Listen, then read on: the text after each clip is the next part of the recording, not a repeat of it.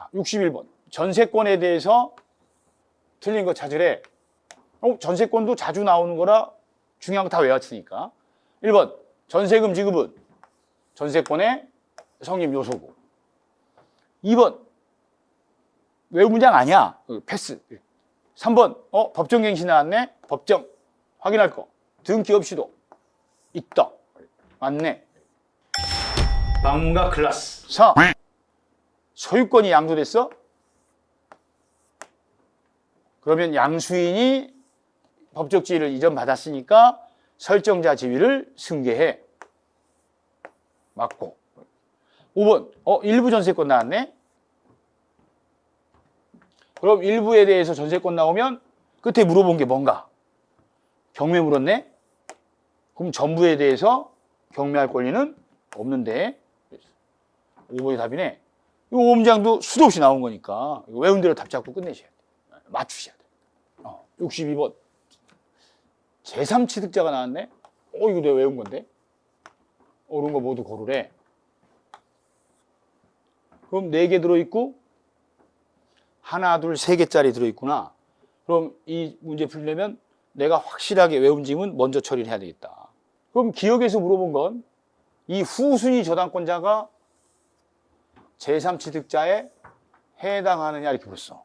그럼 이거 외우신 분들은 제3취득자는 저당권이 설정된 이후에 소유권, 용의권을 취득한 자만을 뜻하는 거고 후순위 저당권자는 담보물권자라 제3자에 해당하지 않는데 그럼 정확히 안 사람은 기억 일단 맞네 하시면 되는 거고 기억을 자기가 공부를 안 했어. 그럼 모른다고 빼시고 니은을 하셔야 됩니다. 제3취득자에서 제일 쉽게 최우선 처리할 지문이 니은이었거든요. 제3취득자는 비용은 우선해서 누구보다도 우선해서 받을 수 있다. 그럼 니은은 100% 틀렸네? 그럼 니은 들어간 거를 옳은 거 찾으라 그랬으니까 먼저 지워버리시면 돼. 이렇게.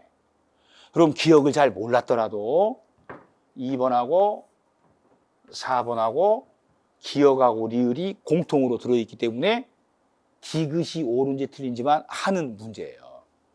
그러니까 기억을 잘 몰랐더라도 내가 확실하게 외운 문장 가지고 무조건 조합을 추리시는 거야.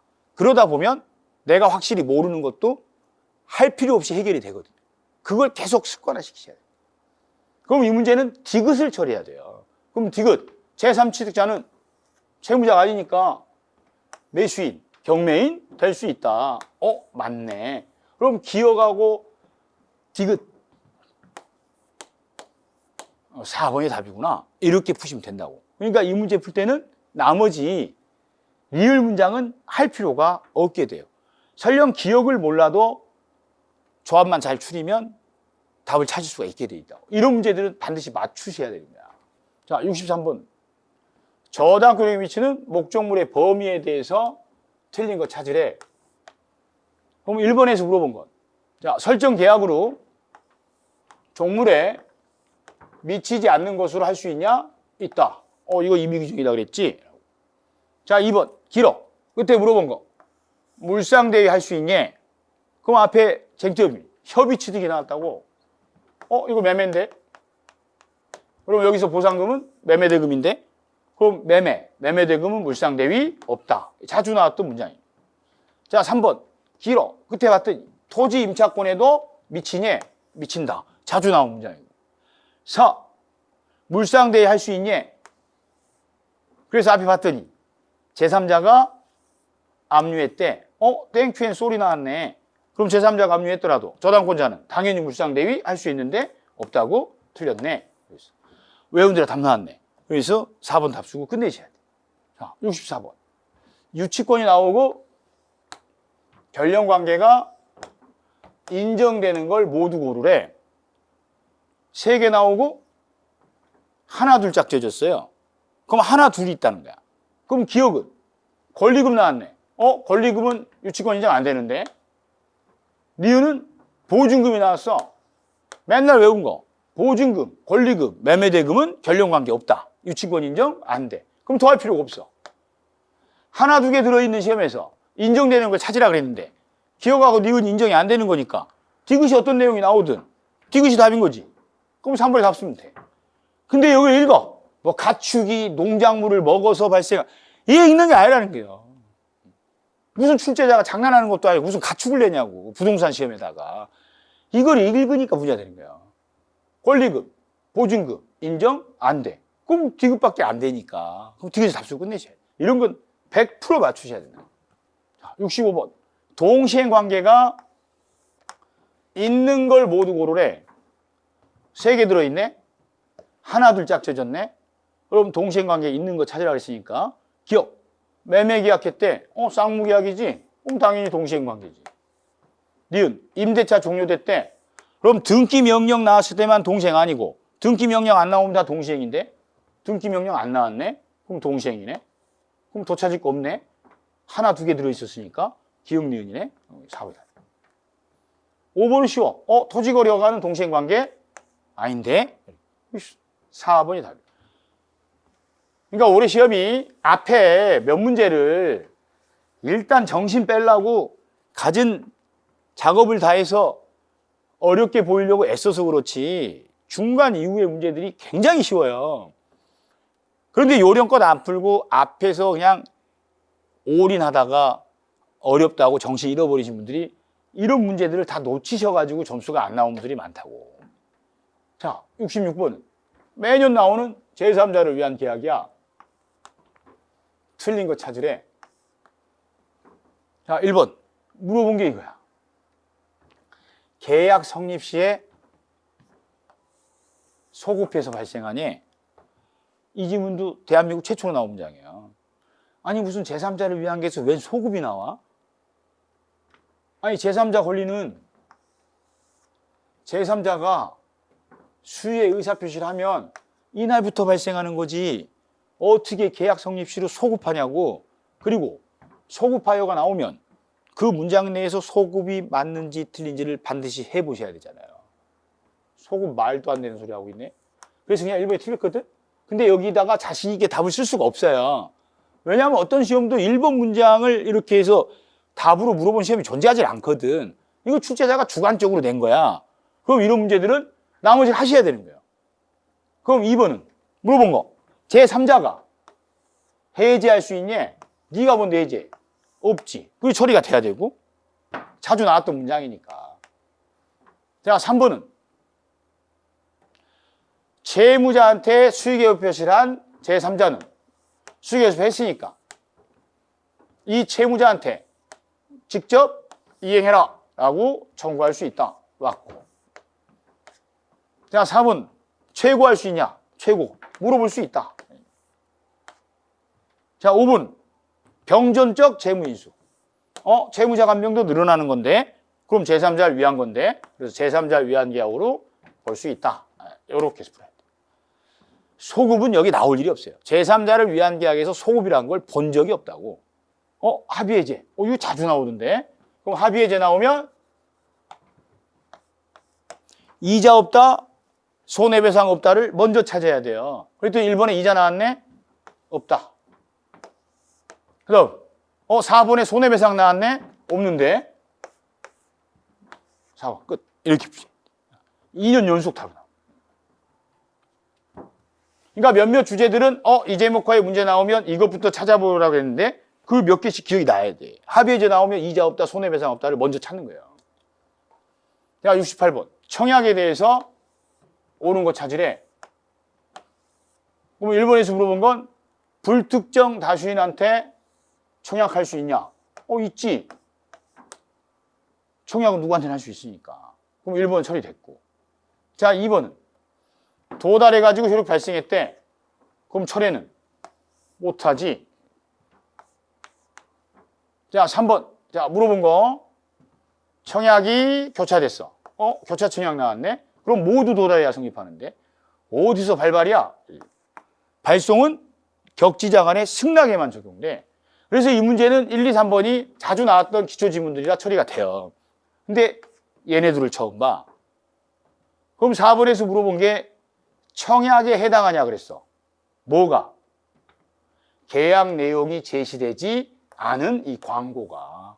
그럼 계약 내용도 제시하지 않고 광고한 건 이건 청약의 유인일 뿐이지 청약에 해당할 수는 없겠군. 그러면 5번의 답을 쓰게 되고요. 자, 5번도 물어본 게 이거야. 청약의 유인에 해당하니. 그때 앞에 봤더니 하도급 계약을 체결하는 교섭 당사자가 견적서를 제출했대. 그럼 견적서 제출한 건 내가 이렇게 해줄 테니까 나를 뽑아주시오 라는 거니까 이건 청약의 유인으로 봐야 된다는 이야기예요. 그래서 5번이 답인데 4번하고 5번 질문은 우리 시험엔 처음 나온 문장들이고 다른 시험에서도 중요시된 건 아니에요. 그러면 1, 2, 3번은 처리가 돼야 되고 이 중 하나를 찍으셔야 됩니다. 그건 이제 선택의 문제고. 이런 문제 틀려도 당락에 영향은 안 받아. 약관? 몰라. 넘어가셔야 됩니다. 약관은 공부를 안 했으니까. 근데 이 약관 문제도 일단 넘어갔다가 남는 시간에 단어만 찾아서 찍으면 여기 주관적이 나와. 우리 시험은 다 객관적이어야지 주관적은 무조건 틀렸다 그랬어. 틀린 거 찾으려는데 주관적 보여가지고 이거 찍어서 맞은 사람들도 다수 있긴 하더라고. 근데 이거를 1번부터 쭉 읽으시는 건 아니에요. 왜냐하면 약관은 공부를 안 했으니까. 저만 안 한 게 아니라 약관은 시험 범위인지 아닌지도 불분명해. 그러니까 약관은 공부하는 거 아니거든. 그럼 넘어갔어야 되는 거야. 그럼 70번 풀면 돼. 그럼 70번에서 수량 나오거든, 수량. 수량 지정한 거 나오면 수량 부족인데? 그랬더니 일부가 멸실됐대. 수량 부족 사건 맞네. 그럼 수량 부족은 선이라야만 하고 안 날로부터 1년 내야 되는데 악이면 절대 없는데? 그럼 틀린 거 찾으랬잖아요? 그럼 수량 부족 사안이 담보책임 문제 나왔을 때는 선이 악이 들어있는 문장을 먼저 찾는 거야. 그럼 1번은 패스하고 2번에 악이 매수이냐? 얘는 없다야. 몇 점 풀어 이거. 그냥 2번 답수 끝내는 거야. 나머지 볼 필요가 없어. 수량 부족 사안의 경우에는 선이라 해야지. 악이면 어떤 주장도 할 수는 없다라고. 그러니까 공부 안 한 문제 잊지 말고 바로 제끼고 내가 외운 거 찾아서 풀면 쉬운 문제만 맞춰도 충분하게 합격한단 말이에요. 71번. 뭐 이렇게 길어? 하고 봤더니 환매에 관한 사례야. 환매를 공부하긴 했는데 이렇게까지 길고 아름답게 한 적은 없어요. 그럼 일단 제끼셔야 되는 거야. 넘어가. 근데 또 교환이 나왔네? 근데 교환은 우리가 공부를 안 한 게 아니라 매매랑 성격이 똑같으니까 교환 나오면 매매로 바꿔서 쓰면 돼. 그럼 이 문제는 푸는 거야. 왜? 박스 형태예요. 그럼 4개 들어있고 지문에 2개, 3개, 4개 이렇게 돼 있네. 그럼 조합만 잘 추리면 답에 근접할 수 있다는 뜻이에요. 그럼 교환에 대해서 옳은 거 모두 고르래. 그럼 매매로 푸는 거야. 그럼 교환이든 매매든 똑같으니까 유상, 쌍무, 맞네. 그럼 일단 기억 들어간 거 일단 찾아. 그럼 2개가 지워져 이렇게. 그래도 3개 남아. 그럼 위로 갈 게 아니고요. 니은이 다 들어있네? 그럼 니은은 맞다는 거야. 그럼 니은 할 필요가 없어. 그 다음 이제 디귿을 해야 돼. 디귿. 하자가 있대. 그럼 담보책임 당연히 부담하지. 매매랑 똑같잖아. 유상계약은 다 담보책임 부담하는 거 똑같아. 그럼 디귿 들어가야 되는데 그럼 얘는 아니구나. 그럼 결국 3번 아니면 5번이야. 그럼 리을 하라는 뜻이에요. 그럼 이 문제는 리을 물어보려고 만들어진 거야. 그럼 리을을 딱 봤더니 상대방의 의사결정에 불법적인 간섭을 한 것이냐 이렇게 물어봤어. 그럼 상대방 의사결정에 불법 간섭을 한 거냐고? 뭐가? 시가를 묵비한 게. 자, 이 문제는 우리가 공부했던 앞에 사기냐 아니냐 할 때 시가 나오면 사기 아니다. 그거야. 이 의사결정의 불법적인 간섭 이게 사기란 뜻이고 사기를 한 것이냐? 아니라고. 왜? 시가. 이 시가와 관계된 건 사기에 해당하지 않는다. 불법적인 간섭을 한 거냐? 아니다라고.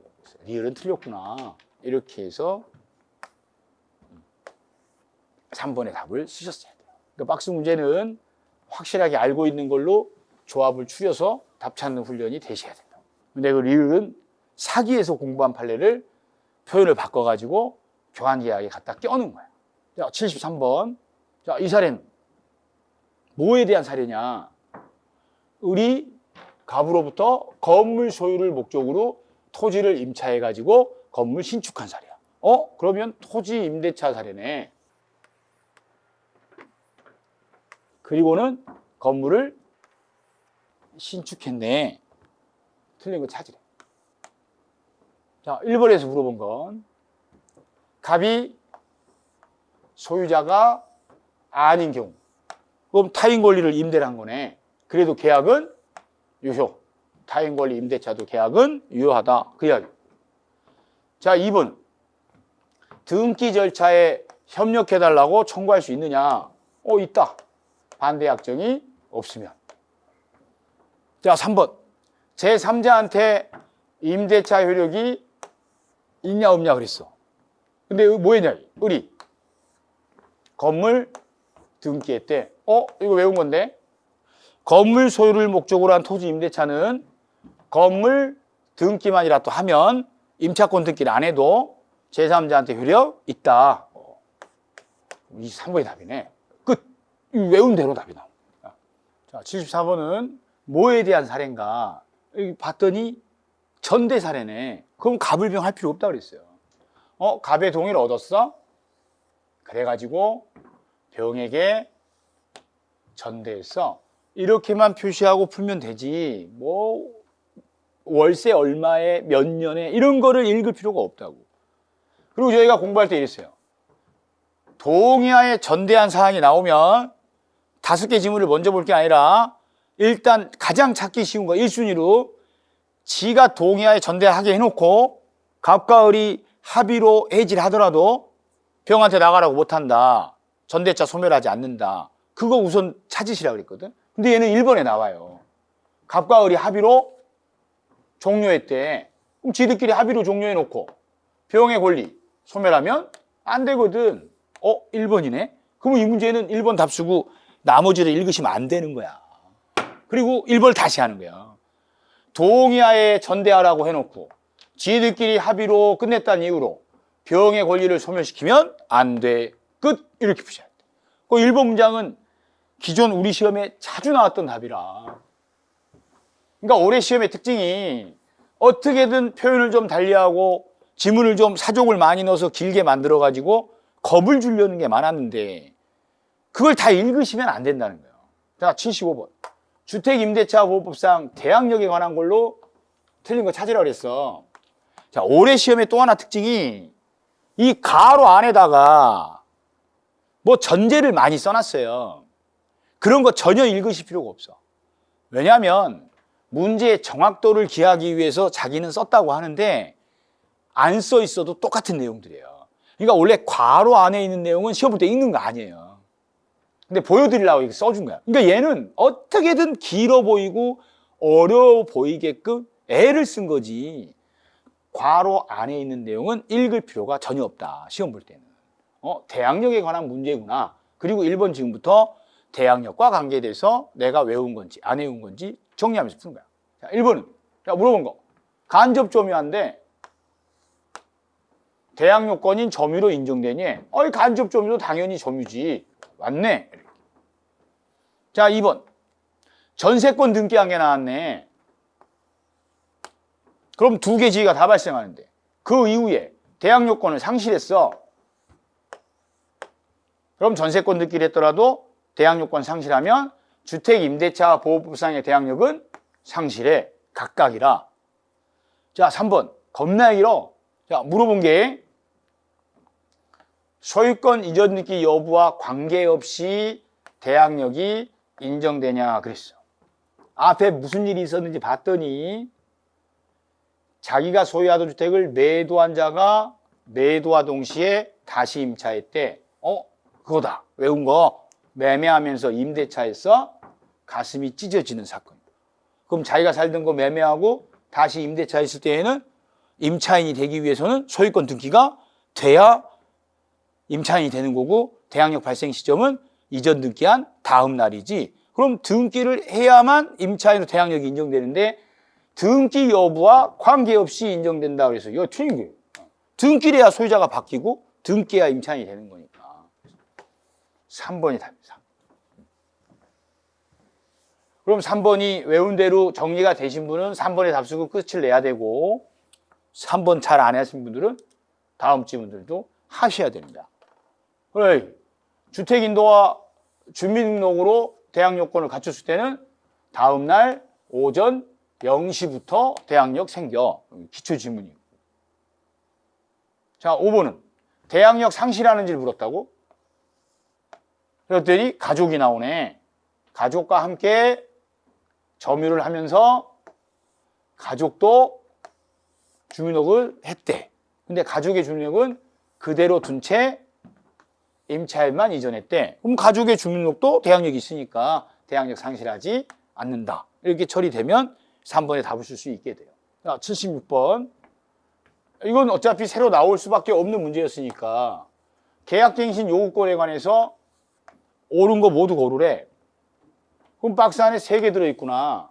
그리고 하나짜리, 2개짜리로 돼 있네. 자, 기억은 언제 해야 되냐? 여기 2개월 전, 이 부분이 특징인데 이런 기간 안 해오신 분들은 잘 모르겠다 기간은? 그럼 빼도 돼요. 자, 니은 여러 번 행사할 수 있냐? 안 돼. 딱 한 번 해야 된다 그랬어. 그럼 니은은 100% 틀렸고. 디귿 동의 없이 전대했대. 이런 못된 의무 위반했잖아. 그럼 이렇게 중대한 의무를 위반한 사람한테까지 갱신해 줄 이유는 없으니까 갱신 요구 거절할 수 있는데 못한다 그래서 틀렸지.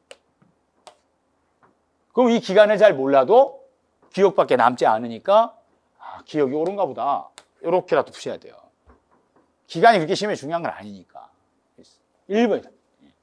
자, 사례 나왔는데 뭐에 대한 사례인지를 보면 특별시 나오고 상가 나와요. 그럼 을소유 상가에 대해서 보증금 5억 원에다가 월차임이 500이래. 상가 임대차인데 환산보증금 계산했더니 10억이네. 초과된 사건이구나. 여기까지. 그리고 그냥 초과된 사례다 하고 옳은 거 찾으라고 하고 푸셔야 돼. 나머지는 필요할 때 보면 돼요. 물어본 게 뭔지 정리하면 되니까. 그럼 이 사례는 대개권삼에 관한 건 적용되고 나머지는 적용 안 돼. 그럼 기억에서 물어본 게 이거야. 확정일자에 대한 거네. 그럼 확정일자는 우선 변제권에 대한 거니까 초과된 사안의 경우에는 우선 변제권이 인정이 안 되기 때문에 확정일자에 관한 것도 적용되지 않는다고. 그래서 기억은 틀렸네. 자, 니은. 이 니은을 그냥 아무 생각 없이 푸신 분들은 별 문제가 없었는데 정확하게 푸시는 분들은 약간 이상한 걸 느껴요. 여기 자주 나온 게 이거야. 임차인이 중과실로 파손해. 그럼 중과실로 파손한 건 갱신 요구를 임대인이 거절할 수 있다고 돼 있어요. 근데 이 니은 지문은 중과실로 파손했으면 갱신 요구를 할 수 있냐 없냐 이렇게 물어본 거야. 그럼 갱신 요구는 할 수 있는데 이거를 이유로 임대인이 거절하는 건데 그럼 니은도 갱신 요구 할 수 있으니까 니은 맞다고 해야 되거든요. 시험 볼 때는 자 이제 디귿이 이거야. 연체 차임을 을에게 지급을 해야 되냐 이렇게 물었어. 근데 앞에 내용이 갑이 2개월 차임을 연체하던 중에 매매로 건물 소유자가 병으로 바뀌었대. 그럼 연체 중에 소유자가 바뀌더라도 연체 효과가 승계되는 건 아니니까 연체 차임을 을한테 지급해야 된다? 맞아. 그럼 답이 없어요. 이 문제가. 니은 디귿이 들어있는 지문이 없어. 그럼 다시 회귀하셔야 돼. 근데 어떤 분들은 니은을 쉽게 처리하시는 분들이 있어요. 중과실로 파손했어? 겁나게 잘못했네? 그럼 갱신 요구할 수 없는데? 그럼 니은 틀렸다고 하잖아? 그럼 답이 그냥 3번에 쉽게 나와. 그런데 이 니은을 정확히 한 사람은 이거 이의 제기한 거야 지금.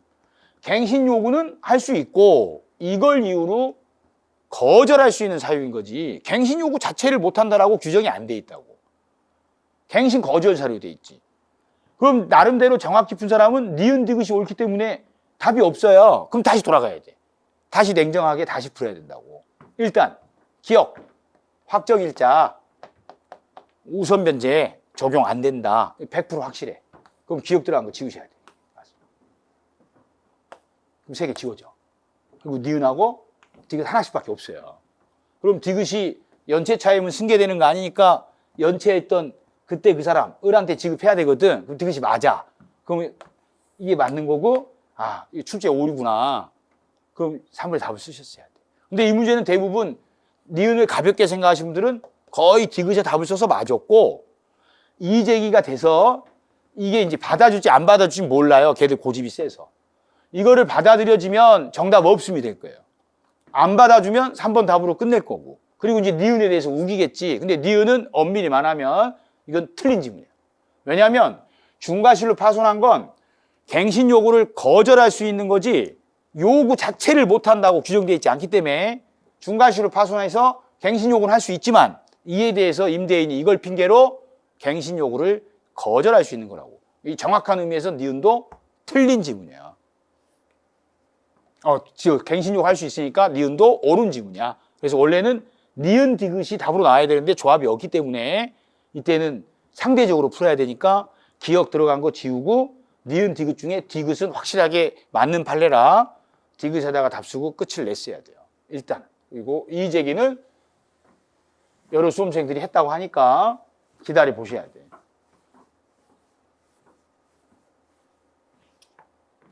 그다음 자, 78번. 가등기 담보에 대해서 틀린 거 찾으래. 그럼 1번에서 물어본 건 경매됐네? 그럼 가등기 담보권은 무조건 소멸하지. 얘는 맞고. 자, 2번에서 물어본 건 이 가등기의 피담보 채권이 당사자 약정과 관계없이 가등기의 원인 진서인 매매 예약서상의 대금의 한도로 제한되냐 그랬어요. 이거 처음 보시는 문장이야. 그럼 패스하셔야 돼요.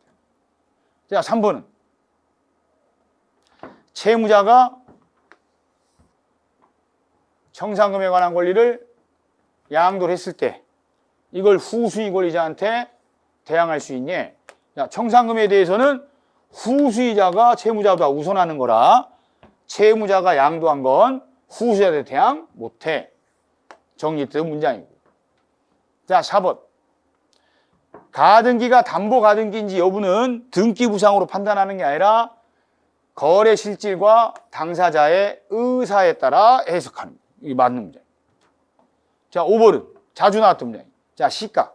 예약 당시에 미달했대. 그럼 폭리를 취할 위험이 없으니까 법 적용 자체가 안 된다. 그럼 실행 통지할 필요 없다. 맞는 문장. 그래서 남은 거 2번 쓰시고 답을 내셔야 돼요. 자, 가등기 담보에선 등기부의 채권액이 기재되는 게 아니기 때문에 당사자 약정에 의해서 정해지는 거예요. 계약서상에 한정되는 게 아니라. 그래서 여기가 관계없이 한정된다. 79번. 사례 길어. 그럼 지문부터 보고 뭐에 대한 사례인지. 명의신탁에 대한 사례구나. 그럼 명의신탁은 대부분 순서대로 나오기 때문에 올해 계약 명의신탁이 나올 가능성이 제일 높았어요. 그럼 갑을병 길게 나온 걸 전체 읽는 게 아니라 매매계약 당사자랑 등기 명의인만 찾기로 했다고. 그럼 매매계약 당사자를 먼저 찾으신 거예요. 눈으로 쭉 보면서. 그랬더니 일단 명의신탁을 했다고 나오고 친구니까 종배사건이 아니면 명의신탁은 무효인 사례고. 셋째 주부터 나와요.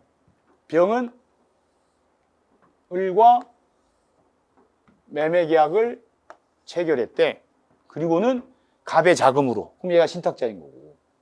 대금을 지급해서 병 명의로 등기 이전을 마쳤대. 그럼 계약 당사자가 병하고 을, 매매계약 당사자, 등기 명의인이 병. 아, 계약 명의 신탁이구나. 이게 정리가 된 거예요. 틀린 거 찾으래. 자, 갑과 병의 명의 신탁은 친구니까 무효. 맞고. 자, 이번에 을이 매도인이 체결 당시에 알았대. 그럼 싹 다 무효네. 그럼 병은 취득 못해. 자, 3번. 을이 체결 당시에 명의신탁이 있다는 걸 몰랐대. 그럼 유효네. 계약 당시를 기준으로 하니까. 근데 그 후에 알게 됐대. 상관없는데 계약 당시만을 기준으로 하니까. 그럼 병은 취득한다. 다 연습했던 문장들이 이게. 근데 이런 문제들을 앞에서 안 외운 문제 읽다가 시간 다 뺏긴 사람들은 이거를 풀지를 못해. 연습한 대로 풀지를 못하신다고. 시간이 없으니까. 그러니까 시간만 있으면 맞출 수 있는 문제라고, 이게. 그러니까 시간 안배가 제일 중요해요. 자, 4번에서 물어본 것. 병이 소유권 취득했대. 그렇게 되면 갑은 병한테 줬던 돈, 당연히 돌려달라고 해야지. 그래서 매수자금 상당액을 반환 청구할 수 있다. 기존의 계약명시탁에서 수도 없이 나왔던 문장들이에요. 다 맞네. 그냥 5번 답일 수밖에 없는 거야. 그럼 5번에서 물어본 건 등기가 무효냐 그랬어. 그럼 앞에 봤더니 병이 명의신탁 외에 적법한 원인에 의해 갑 앞으로 이전 등기를 해줬대. 그럼 적법한 원인에 의해서 갑 앞으로 등기했으면 당연히 유효지. 근데 등기 무효다 그래서 그냥 틀린 거예요. 5번이다. 근데 시간이 충분하게 조절이 되신 분들은 연습한 대로 이 문제를 풀고 맞추고, 앞에서 시간 다 허비해가지고 시간 안배가 안 되신 분들은 이런 문제들은 손도 못 대고 공부한 게 아무런 의미가 없이 시험이 끝나버렸다. 자, 마지막 80번. 집합 건물에 대해서 틀린 거 찾으래. 주의해야 되겠다. 그러니까 올해 틀린 거 고르라는 박스 형태 문제가 2문제가 나왔어요. 그런데 앞에 문제는 크게 주의를 안 해도 실수를 안 해. 근데 이 문제는 진짜 주의해야 돼. 왜냐하면 반대로 나온 조합이 있거든. 틀린 거 찾으라는데 3개 들어있어. 그리고 조합이 하나짜리 아니면 2개짜리로 돼 있다고. 그럼 기억 지문은 외워가라고 한 거예요. 등록이 안 됐대. 그래도 구분 소유권의 객체는 될 수 있다 그랬다고. 즉 구분 건물로 등기나 등록이 아직 안 돼도 구분 의사가 객관적으로 표현이 되면 구분 건물은 될 수 있다 그랬으니까. 그럼 기억이 틀렸네. 그럼 틀린 거 찾으라고 그랬는데 기억이 틀렸으니까 기억 있는 것만 찾아, 이렇게. 2개밖에 안 남아. 이제 여기서 잘 하셔야 돼. 자, 니은. 겁나 길어. 그럼 끝에 물어보는 거. 공용 부분에 대해서 체납한 관리비 지급할 책임이 있냐 그랬다고. 그럼 공용 부분에 대한 관리비가 승계되냐 물어본 거니까. 그럼 특별 승계인이 소유권을 제3자한테 이전하면 다른 건 승계가 안 돼도 공용 부분에 대한 체납된 관리비는 승계가 되니까 각 특별 승계인들이 전 소유자 거 당연히 지급할 책임이 있다. 그래서 니은은 맞는 문장이야. 그럼 틀린 거 찾으라고 했으니까 니은 들어간 거 지우고 1번이 답이구나. 이렇게 하셔야 돼요. 자, 디귿은 전유 부분. 그럼 1개인의 전속에 속하는 거니까 구분 소유권의 목적인 건물 부분을 말한다. 그냥 기초 개념 나온 거야. 그럼 이 문제는 다시 문제를 보셔야 돼. 틀린 거 고르라고 했다라는 거 주의하자고 보고, 등록이 안 돼도 구분 소유 될 수 있는데 못한다 그래서 틀렸으니까 일단 기억이 틀린 거나 기억 들어간 것부터 해야 되는데 한 번 더 하고. 근데 니은은 공용분야 체납관리비 승계되니까 특별 승계인들이 지급할 책임이 있다. 맞는데 틀린 거 고르라 했으니까 니은 지우고 1번 맞구나. 그러면 틀린 거 기억 맞게 찾았네. 이렇게 확인을 하셔야 된다. 근데 이거 3개 다 해놓고 급하니까 니은 디귿이 맞지? 답 5번. 이러시면 안 된다고. 이거 조심하라고 수도 없이 연습한 거예요. 매회. 시험은 지식이 중요한 게 아니라 본인이 갖고 있던 지식을 주어진 시간 내에 효과적으로 쓰는 게 제일 중요해요. 그러니까 올해 시험에 실수하셔가지고 시험이 안 됐다고 해서 또 공부 방식을 하나도 빠짐없이 다 공부하는 식으로 가시면 또 실패할 수가 있다고. 객관식 절대평가 시험은 모르는 지문, 모르는 문제 수없이 섞여 나오는 거예요. 절대평가라. 모두가 풀 수 있는 문제는 절대 안 나와요, 시험에. 그럼 반드시 100% 합격하시려면 자주 나오는 걸 확실히 외우셔야 되고, 시험 문제를 풀 때 내가 확실하게 외웠던 자주 나왔던 문제와 지문만 먼저 찾아서 무조건 처리를 하셔야 돼요. 안 외운 거, 자신 없는 거는 일단 건드리시면 안 된다고.